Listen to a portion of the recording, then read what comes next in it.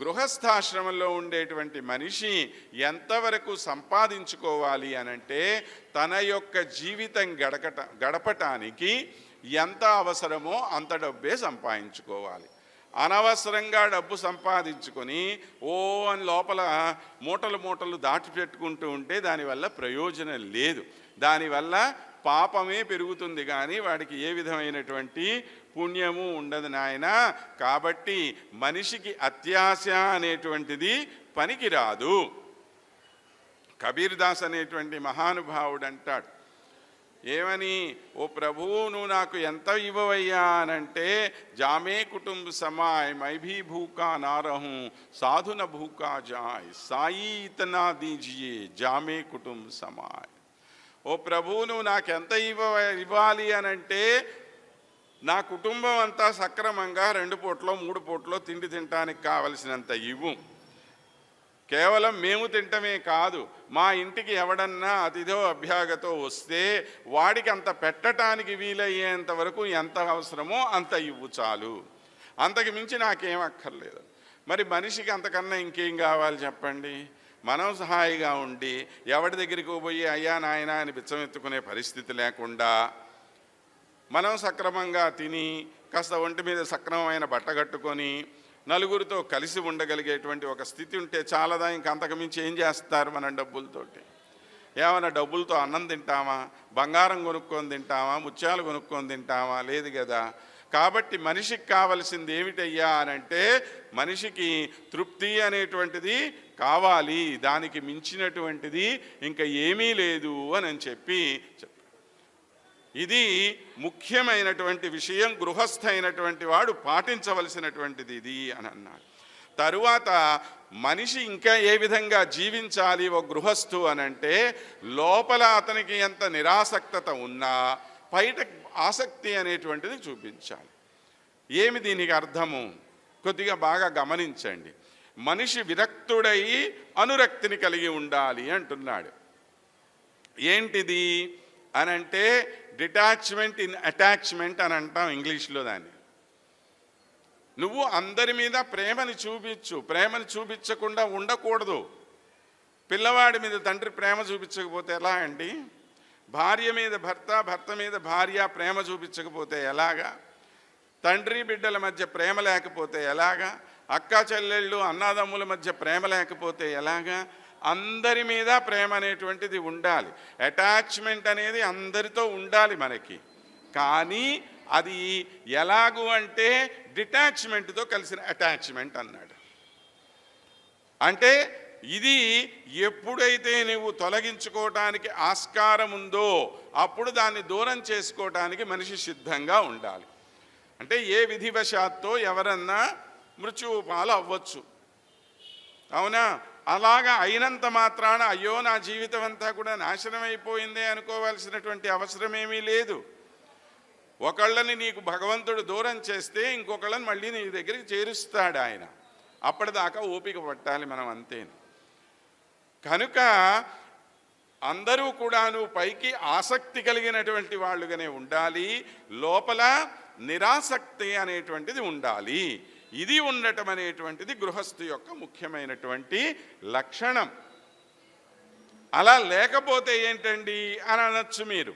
అలా లేకపోతే ఏమవుతుంది? దుఃఖమే. నాకు దుఃఖం కావాలి అన్నారా, బడి వాళ్ళ వెనకాలే తిరుగుతూ ఉండండి. ఎవడొద్దన్నాడు? దానివల్ల ఈ ప్రేమని అంత విపరీతంగా పెంచుకున్నందువల్ల కలిగేది ఏమిటయ్యా? దుఃఖం కలుగుతూనే ఉంటుంది. ఎంతమంది పోతే అన్నిసార్లు నువ్వు దుఃఖిస్తూనే ఉంటావు కదా. కాబట్టి ఈ సంబంధ బాంధవ్యాలనేటువంటివి ఎంతవరకు ఉంచుకోవాలో అంతవరకే మనిషి ఉంచుకోవలసిన అవసరం ఉంది. ఎందుకని? ఇవన్నీ కూడా దైహికమైనటువంటి సంబంధాలు. దేహమేమీ శాశ్వతం కాదు. కనుక శాశ్వతం కానటువంటి ఈ దేహాన్ని గురించి ఇదే శాశ్వతము అని చెప్పి భ్రమపడి దీని మీదే నువ్వు ప్రేమ పెంచుకుంటే కలిగేదేమిటి? దుఃఖం తప్ప ఇంకేమీ కాదు. మరి మనిషికి ఏం కావాలి? దుఃఖం కావాలా? ఆనందం కావాలా? నీకు ఆనందం కావాలి అని అంటే దీని లోపల ఆ డిటాచ్మెంట్ అనేది ఉండాలి. పైన నీకు కావలసినటువంటి అటాచ్మెంటు అందరితోనూ ఉంచుకోండి. ఎవరిని కాదు అని చెప్పి పోయేది గృహస్థ ధర్మం కాదుగా. నాకు భార్య వద్దు, బిడ్డలు వద్దు, తల్లి వద్దు, తండ్రి వద్దు, ఎవరు వద్దు అంటే వాడు ఏమవుతాడు? సన్యాసి అవుతాడు. అంతేగా. మనం సన్యాసమా తీసుకొని ఉన్నాం? లేదుగా, గృహస్థాశ్రమంలో కదా ఉన్నాం. కాబట్టి అందరూ కావాలి, లేకుండా ఎట్లా ఉంటారు? అందరితోటి ప్రేమ ఉండాలి, అందరితో కలిసి ఉండాలి, అన్నీ చెయ్యాలి. కానీ దాని లోపల వైరాగ్య భావన ఉండాలి. ఇవి రెండింటినీ బ్యాలెన్స్ చేసుకుంటూ ముందుకు వెళ్ళేటువంటి వాడు నిజమైనటువంటి గృహస్థు. వాడికి కలిగేటువంటిది ఆనందమేను. కనుక గృహస్థు అనగానే వాడు ఏదో పాపం దుఃఖపడిపోయేవాడు, సన్యాసి అయినటువంటి వాడే పాపం ఆనందంగా ఉండేవాడు అనుకోవక్కర్లా. బ్రహ్మచారులకు ఉండే కష్టాలు బోళ్ళు, సన్యాసులకు ఉండే కష్టాలు ఇంకా 100. కాబట్టి వాళ్ళందరి గురించి కాదు, మనకు అవసరం లేదు. ఇప్పుడు మనం గృహస్థాశ్రమంలో ఉన్నాం, మనం ఏ విధంగా సంతోషంగా ఉండగలం అది మనం చూసుకోవాలి. ఇది ఆయన చెప్పినటువంటి యావత్ భ్రియేత జఠరం తావత్ సత్యం తావత్ సత్వం హి దేహినాం అధికం యోభిమన్యేత సస్తేనో దండమర్హతి. ఎవడు ఎంతవరకు తన పొట్టను నింపగలుగుతాడో అంతనే అతను స్వీకరించాలి. దానికన్నా ఎక్కువ తీసుకునేటువంటి వాడికి శిక్ష అనేటువంటిది పడటానికి అవకాశం ఉంది.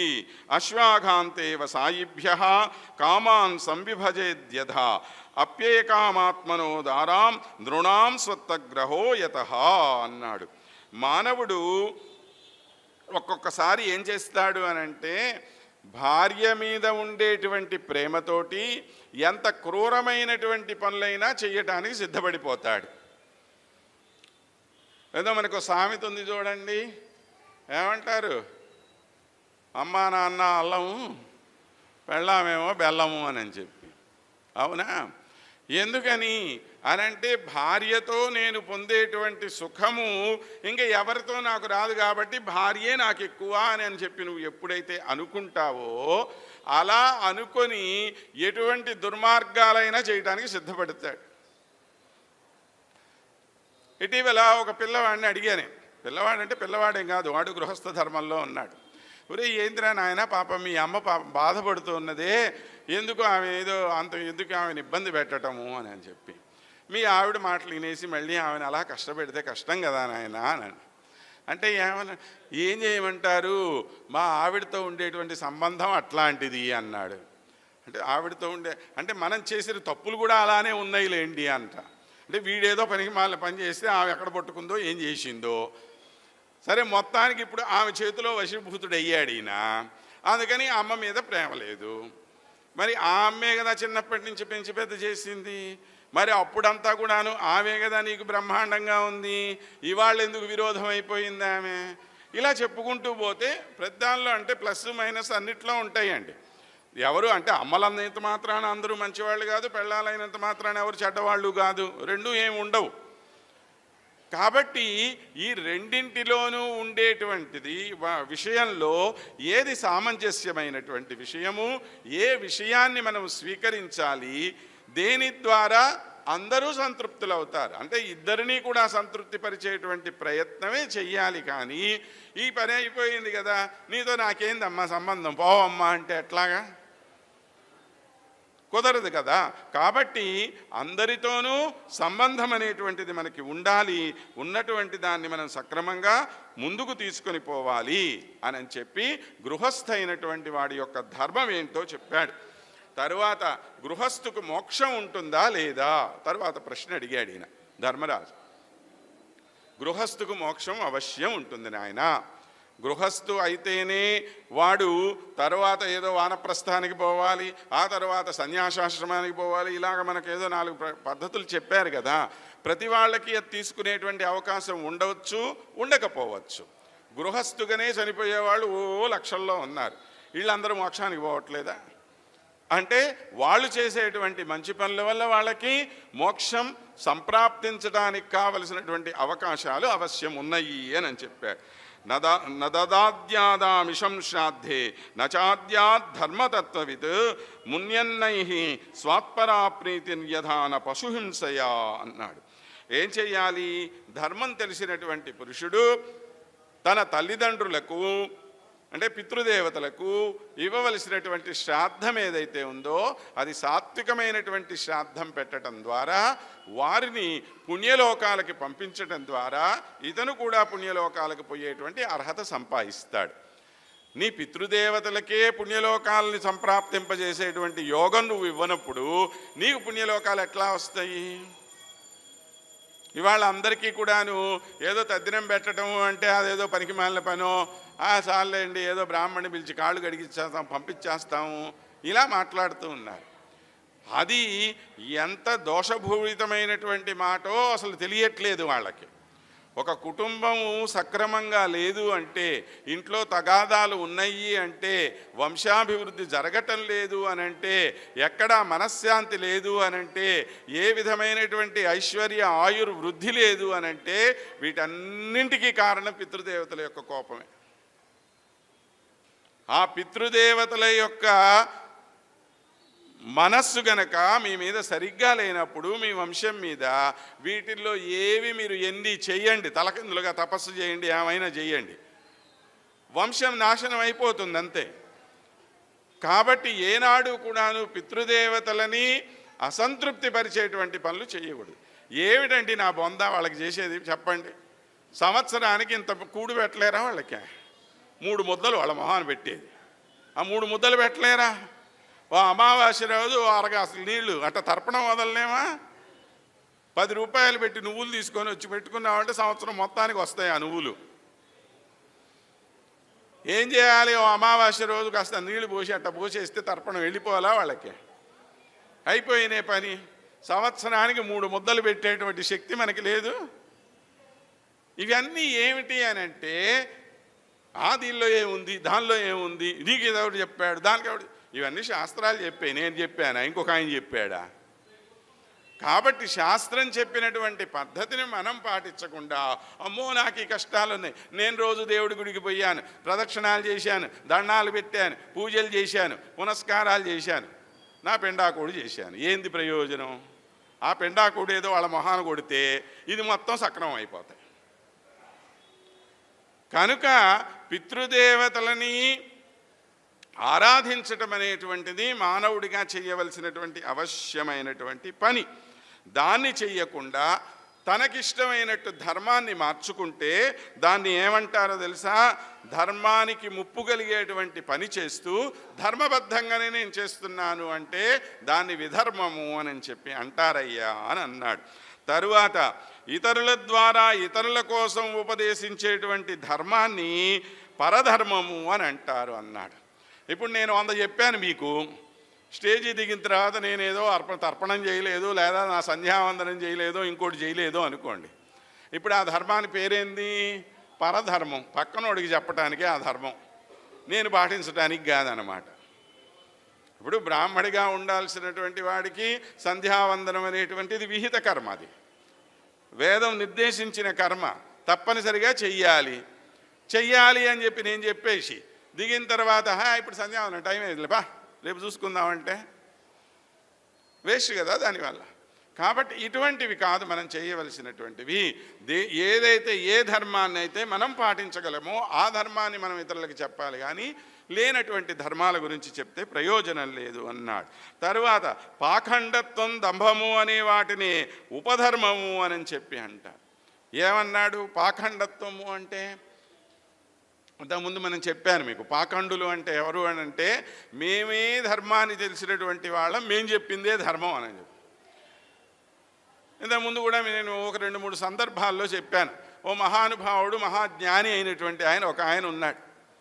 బ్రహ్మాండంగా ప్రవచనాలు చెప్తాడు. ప్రతిదానికి విపరీత అర్థం తీసేసి దాన్ని ఇటుదిప్పి అడుదిప్పి గోవు అంటే పనికిమాలిన జంతువు అని చెప్పి, ఆచార్యుడిని గౌరవించాల్సినటువంటి అవసరమే లేదని చెప్పి ఇలాంటి మాటలన్నీ చెప్పేస్తూ ఉంటాడు. ఇలాంటి ధర్మాన్ని మీరు ఏమంటారు అనంటే ఉపధర్మము లేదా ఉపమా అని అంటారు అని చెప్పి అన్నాడు. తరువాత మనుష్యుడు శాస్త్రవచనానికి తన ఇష్టం వచ్చినటువంటి అర్థాన్ని తిప్పి చెప్పడం అనేటువంటి దాన్ని ఛలము అంటారు అన్నాడు. అంటే ఇవన్నీ ఇప్పుడు జనాల్లో బోల్డ్ మందికి ఉందండి, అందుకని నేను చెప్తున్నా వాటన్నిటి గురించి కూడా. ఏది శాస్త్రం చెప్పిందో అది సరిగ్గా చెప్పండి. తీసుకునేవాడు తీసుకుంటాడు, లేనివాడు పోతాడు. మనం ఏం చేస్తాం? కాబట్టి చెప్పవలసిన మాట ఉన్న విధంగా చెప్పటమే మన పని. తీసుకునేవాడు తీసుకున్నాడా, ఈ విషయం అర్థమైందా లేదా? ఇందాక ఎవరో ఒక ఆయన ఫోన్ చేసి, అయ్యా గురువు గారు మీరు చెప్పేది చాలా బాగుందండి, నాకేం అర్థం కాలేదండి అన్నాడు. సరే ఆయన బ్రహ్మాండం, నేను చెప్పాలనుకున్నది నేను చెప్పాను, నీకు అర్థమైతే నేనేం చేయను, అర్థం కాకపోతే నేనేం చేయను, అక్కడ ఉన్న విషయమే చెప్పగలను కానీ లేని విషయం చెప్పలేను కదా. దీన్ని ఏమన్నా ఇలా తిప్పేసి చెప్తే బాగుంటుంది కదా, అలా తిప్పేసి చేస్తే బాగుంటుంది కదా, దీన్ని కొద్దిగా సెన్సేషన్ చేస్తే బాగుంటుంది కదా. నాకే సెన్సేషన్లో అవసరం లేదు నాయన. నా ఎదురుగ్గా 10 మంది కూర్చొని వింటే చాలు, ఆ 10 మంది కూడా లేకపోతే ఆ గుళ్ళో కూర్చుని ఆయన ఒక్కడే విన్నా చాలు, నాకేమీ దిగులు లేదు అని. కాబట్టి ఎవరినో సంతృప్తిపరచటానికి, ఎవరినో ఆనందపరచటానికి శాస్త్రానికి విపరీతమైనటువంటి అర్థాలు చెప్పి దానికి కొత్త కొత్త నిర్వచనాలు నువ్వు తయారు చేసి చెప్తూ ఉంటే దాన్ని ఏమంటాం మనము? ఛలము అని అంటాము. అది చెయ్యవద్దు అని చెప్పి అన్నాడు. కాబట్టి మనుష్యుడు తన ఆశ్రమానికి విరుద్ధమైనటువంటి దాన్ని ఇష్టప్రకారంగా చేస్తే దాన్ని ఆభాసము అంటారు. అంటే బ్రహ్మచర్యాశ్రమంలో ఉన్నటువంటి వాడు గృహస్థ ధర్మం చేయకూడదు, గృహస్థ ధర్మంలో వాడికి వానప్రస్థం కూడదు, వానప్రస్థంలో ఉన్నటువంటి వాడికి సన్యాసం కూడదు. ఆయన చేశాడు కాబట్టి నేను చేస్తానంటే నీకెందుకో? ఆయన ధర్మం అది, ఆయన ఆ పని చేస్తాడు, నీకు అవసరం లేదు. ఇంతకుముందు కూడా మీకు మనవి చేశాను నేను. ఒక అవధూత అయినటువంటి వాడు, ఒక యోగి అయినటువంటి వాడు ఏ విధమైన పనులు చేస్తాడో నేను కూడా అలాగే చేస్తే నేను యోగిని అయిపోతాను అనుకుంటే నీ అంత పిచ్చోడు ఇంకోడు ఉండడు. ఎందుకు ఆ పనులన్నీ మనకి? వాళ్ళు యోగులు, నువ్వు భోగివి, నువ్వు ఆశ్రమ ధర్మంలో ఉన్నవాడివి, నీ జీవితం నువ్వు గడుపు, అంతేగాని వాళ్ళలాగా ఉండాలనేటువంటి తాపత్రయం నీకెందుకు? వాళ్ళకి భార్యా బిడ్డలు ఎవడూ లేడు కాబట్టి అన్నీ వదిలేసి పొద్దున్న నుంచి రాత్రి దాకా నేను ఇట్లానే కూర్చుంటాను అంటాడు. ఆయన కూర్చుంటాడు. నీకు కుదురుతుందా? అలాగా కుదరదు కదా. నాకేదో 1 గంటలో 2 గంటలో నా టైం ప్రకారం నేను చేసుకుంటాను, చెయ్యి అంతే. ఇదే ధర్మం. అంతేగాని అది ధర్మం అని చెప్పి మనం అనటానికి వీల్లేదు.